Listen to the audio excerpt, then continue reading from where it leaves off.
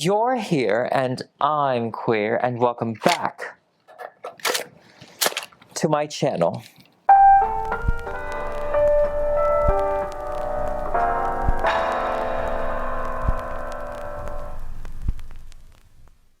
It seems I'm unfashionably late, but I'm ready to give you everything you want. Oh my god, where's my glasses? There we go. The time has finally come to make the most iconic witch, my Umbran sister, Bayonetta.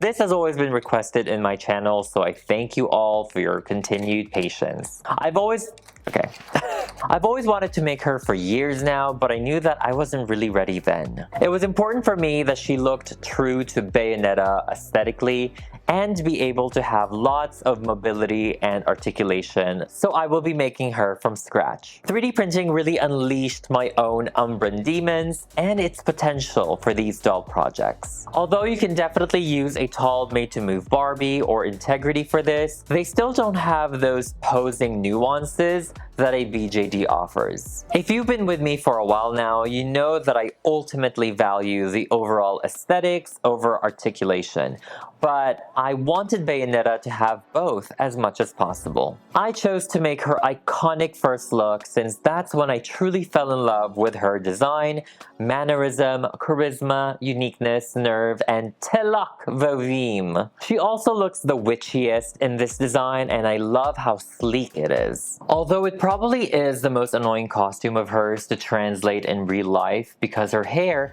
attaches to the costume. The overall tone of the first game also felt more gothic and dark because of its color grading, lore, and overall themes. There's so much preparation that I needed for this project, and I knew I had to organize my ideas more efficiently and keep my creative projects on track. So I want to say thank you to Milanote for helping me do just that and for sponsoring this video. Milanote is an amazing tool for organizing creative projects. I'm always juggling multiple ideas, especially when it comes to designing dolls. Right now, I'm using Milanote to plan my doll designs and have it all laid out. I've got my inspiration, references, and notes all in one place. It's like having a creative mood board, but so much better because I can drag, drop, and arrange everything exactly how I want it. I actually have all the Bayonetta art books, but compiling all the references I need through Milanote made referencing easier since I can organize them properly. I was really adamant on making sure this project would go as smoothly as possible, and I really needed to be organized with my ideas and execution. Sculpting the doll's body and accessories from scratch requires like 3 artists, not to mention the iconic outfit too, so it was really easy to get lost in the mix, but Milanote made it so much more organized for me. I was able to keep track of everything that is being sculpted since I really wanted this doll to be one of a kind. And of course, the same goes for her costume and accessories. I really love that you can draw and add notes to the boards as well. It makes it easier for me to highlight anything and visually see what needs to be done. It's perfect for visual thinkers like me because I can see everything at once. And I've even organized my board into sections like concept art, sketches, references, and all of that, just so it's easier for me personally. Milanote also has a bunch of built-in templates to help you get started with your own projects, whether you're a designer, writer, or just someone looking to brainstorm ideas. And once I'm done, I can easily share my board with my team to get feedback and make sure everything is on the right track before I start creating. Milanote is free with no time limit, so if you want to try it out for your next project,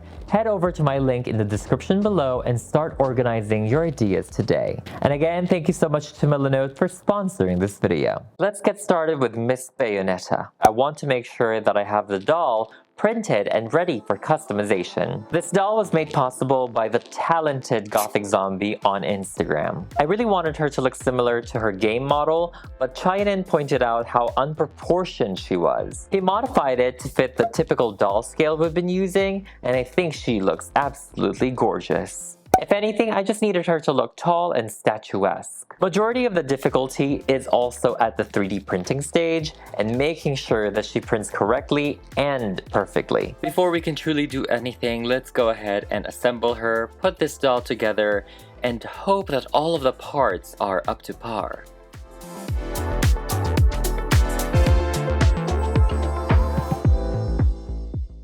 Let's start by making her wig using yarn. One of the reasons I love her first look is because of how witchy it is. I knew that yarn would be more manageable than regular doll hair fiber, and it would also blend with her outfit a little bit better. And it can be posed. Unfortunately, we can't really attach this to the costume because it will eliminate a lot of poses, a lot of this, and it wouldn't really look good. So I think I'm going to do a half up, half down look. So she has hair in the back that could blend in with her costume a little bit better, and then she also has the high ponytail look. Of course, I made a wig cap for her off camera so that we are ready, and I'm actually going to give her this styro bump it type of look as a base for her ponytail. This hairstyle is meant for her to look like she is wearing a witch hat. Again, that's why I really love it.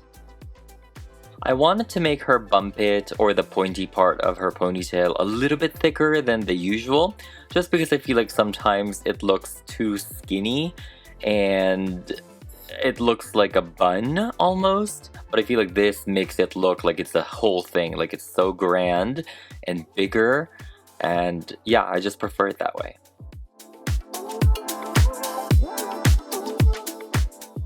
I'm actually really loving how this is looking from her fringe, the bump, and the back part.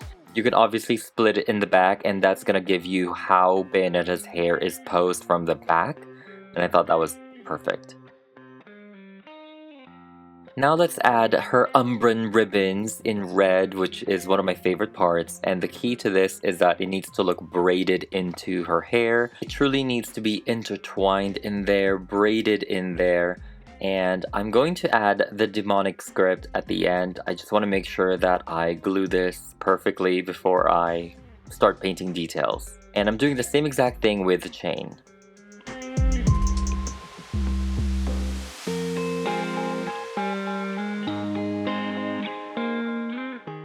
For the most part, I was just kind of making the symbols up. I do have like the reference of the demonic alphabet, but it's too small really to tell. Some of them I literally tried to copy, but for the most part I just made them up. A lot of bye-bye were thrown in there as well.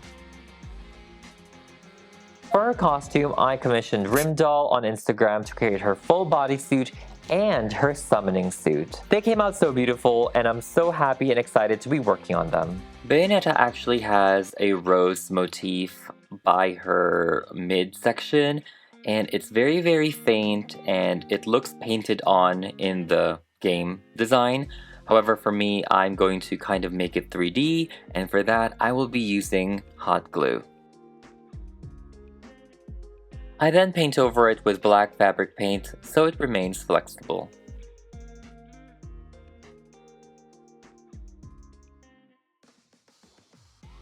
Her costume also posed a lot of difficulty because I knew that using real chain would hinder a lot of mobility, obviously because chains are not flexible. But not using real chain means the overall aesthetic would suffer and it wouldn't really look good. I feel like this project is really one or the other, and you can't have it all. And for this one, the aesthetics are winning, so real chain it is. I knew the very first moment that I started sewing this that it's going to hinder a lot of the bodysuit's flexibility, which will then hinder a lot of the doll's mobility and articulation. But it honestly looks so good and so high quality. These chains allegedly are 14 karat gold coated, which means they just shine so beautifully, and you can tell in the camera. Like, this is just super gorgeous, and look how that shines and glimmer. And I was just stitching it with gold thread as well, just so it's a little bit more seamless. The bag is honestly to die for, and I am so obsessed with it. And I did the same exact details for her summoning bodysuit. As you can see, I added the chains, I added the rose motif, and all of that. Now let's work on her arm straps, and I'm using this pleather fabric, and we are just cutting multiples of them in different lengths, and you want to make sure that they are long enough to wrap around the arms. I ended up just gluing it onto the costume directly just because it's going to be easier, and this part doesn't need to be removed anyway, so I thought, let's just glue it. Her strap actually has the crescent moon as buckles, so I thought these crescent moon nail charm art thingy is perfect. To fine-tune the details of these straps, I am just finishing them off with a black patent leather paint.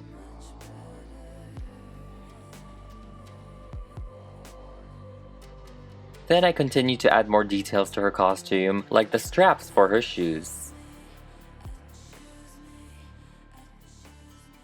I commissioned Halo Monster Kid on Instagram to translate Bayonetta's iconic accessories into doll scale. They all have such intricate and ornate details, so I knew they needed to be 3D printed. I am extra careful with handling these as they are extremely fragile. I needed this brooch to be removable so I can use it for her full bodysuit and her summoning suit as well. So I left a pleather tab over here on the side, hoping that that can go inside her costume and that it would hold it together. Painting and detailing this brooch was so satisfying. I loved to antique gold. I don't know why, but for the most part, all of Bayonetta's accessories and guns and all of that is going to look aged. I mean, she's a witch that's been alive for more than, I don't know, 600 years, so her accessories is going to be aged. Now it's time to work on her sleeve sigils, and these are the ones that's like floating around her. Unfortunately, we're not gonna have that effect because of gravity. Nevertheless, it was very satisfying to paint these, and it took me a while to understand that they were actually roses. Obviously, they're stylized, and I'm assuming they're meant to look like stained glass windows type of roses, which is really, really cool.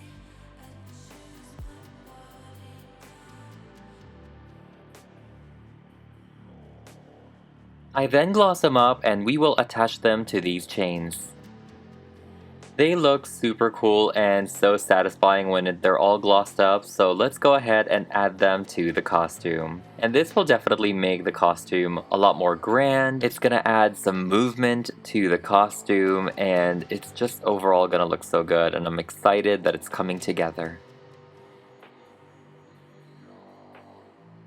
Now let's work on her guns. Halo Monster Kid and Daiki Art partnered up to work on her handguns, and Gothic Zombie worked on her heel guns. It really is a bunch of Umbran witches working together for this fabulous project. I asked them to sculpt her hands and shoes with the guns already attached. I really thought I ate with that idea, but in hindsight, if any of the hand or shoe joints, like this area, breaks, then I would need to repaint the entire gun from scratch. I can't just replace the hands, I have to replace the entire thing. This realization really sunk in when I started painting the intricate details, and that I had to repaint the same exact details 8 times. There's 4 guns, 8 sides. I was really gentle with handling these because I did not want to repaint these guns again. I do love that the guns are attached though, because they just look so much better. I'm trying to use my daintiest brush in order to achieve all of these fine details. However, it is not perfect, which I'm okay with. I honestly think it might help with the whole antique look anyway. I do wish that I was able to write super tiny so that the Scarborough Fair is legible, but it's alright.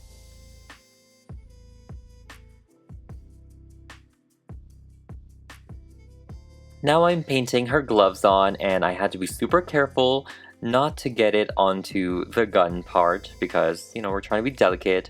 And I absolutely love that Bayonetta's gloves has like a red bottom, technically, like a red palm. It just looks super cool. Now let's go ahead and paint on her shoes, and honestly this is looking super amazing. I am so in love with how this is looking, and of course we cannot forget about the red bottoms, which Bayonetta actually has.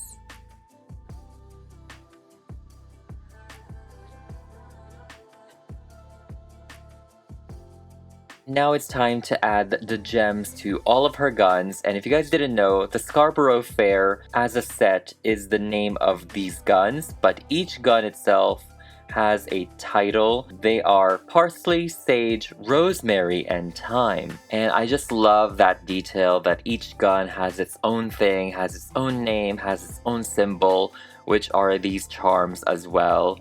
So I'm just obsessed with all of the details in Bayonetta.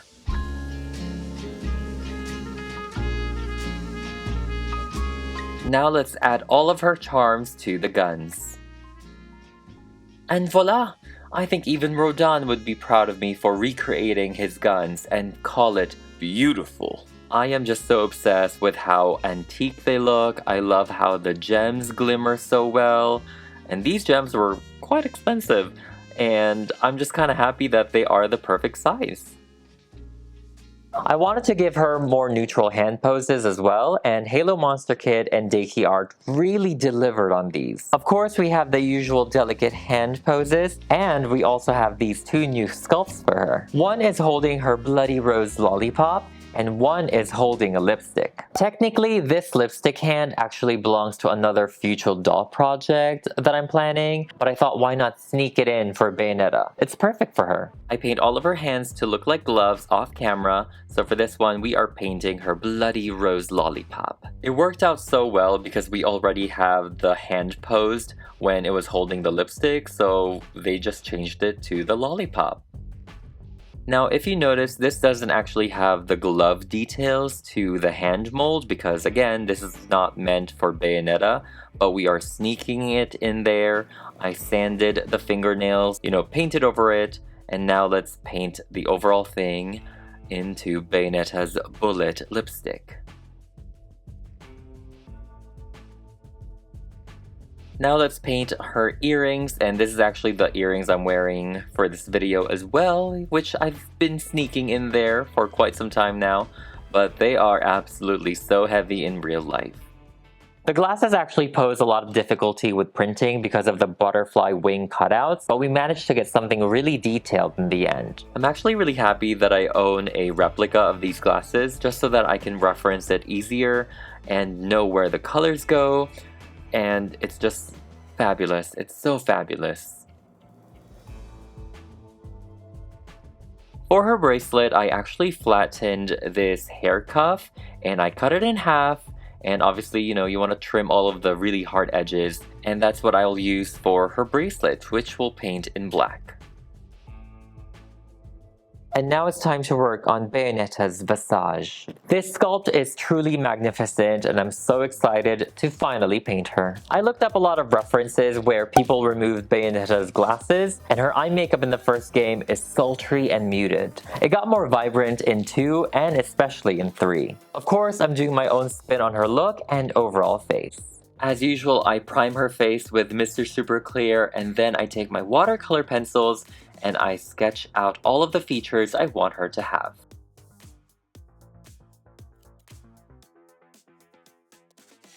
My goal for her makeup is to still make it vibrant, but also sultry and a little bit more smoky, as usual. I want to keep her lips neutral, of course, but I do want a little bit more hue in there. Let me know in the comments below which one is your favorite Bayonetta game. Like I said, I definitely love the first game. I also love the second game. And I love some aspects of the third game. But, I don't know, the story really did it for me in the third game, and not in a good way. I kinda wish that they would go back to the heaven and hell, demons and angels type of storyline, and honestly I was hoping to get a Lumen Sage Bayonetta, since they've introduced the multiverse aspect. I was like, out of all of these Bayonettas, we're not gonna see a Lumen Sage Bayonetta? Like, I don't know, I can just imagine how grand she would look. Like, the possibilities of all of her angelic summons would be really cool to see. And yeah, I don't know, I just feel like that was a lost opportunity, and maybe in the future we can see that, hopefully. I doubt it. Now it's time to put her together. This is definitely one of my favorite parts, is laying out all of the accessories and putting it together. It's almost like a puzzle that we're just like, oh my god, we're almost at the end. And this is definitely like a rewarding moment. I really think we need to go back to the high camp of video games. I feel like nowadays everything is focused on making things realistic, open world and all of that, but I feel like Bayonetta was the perfect example of just have fun with it, be extra with the video games, and it's all about the fun, the fantasy, the drama, and the extraness, you know? I also want to see more women-led video game characters like Bayonetta that's super confident, super powerful, and unapologetically super feminine. I really wanted to be like Bayonetta when I was growing up, and unfortunately, we're not there yet. Our iconic sleeves is made out of 3 yarn wefts that I just put together, and I decided to add a snap to them so they can be rotated and removed. And again, I'm using yarn for this one because you can pose them. If I use regular doll hair, they would just fall because of gravity, and they would also be tangled a lot. But because of the yarn wefts, it's very delicate and it's very airy, and you can literally like pose it, and I think that's perfect for this overall look. Let's continue assembling her and doing all of the final details, and we are almost done with Miss Bayonetta.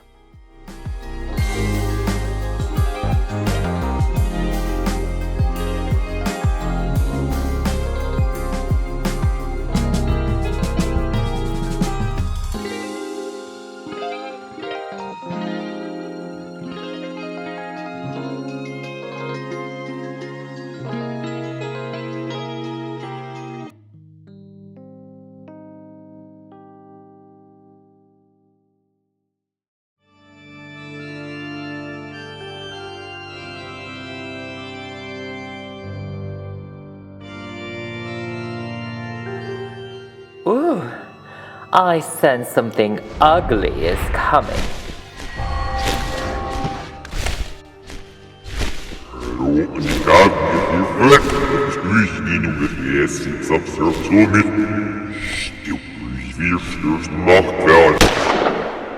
You know, the only one who makes grand entrances around here is me.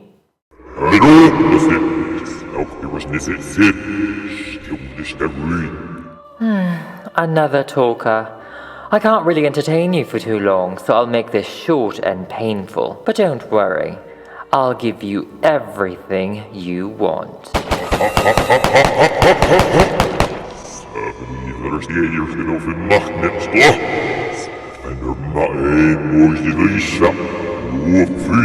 A new shield? What a jubileous surprise. I guess Rodin needs to upgrade these cheap toys as well. Lucky for you, there's someone who's always down to meet your kind. I do hope you know this song. Let's dance! Avocado! Alpric! Apachana! Nafta! Argetico! Ahal! Espa! Canilu! Lavismong! Mir Zixley! Nokodi! Padi! Barra! Piada! Santena!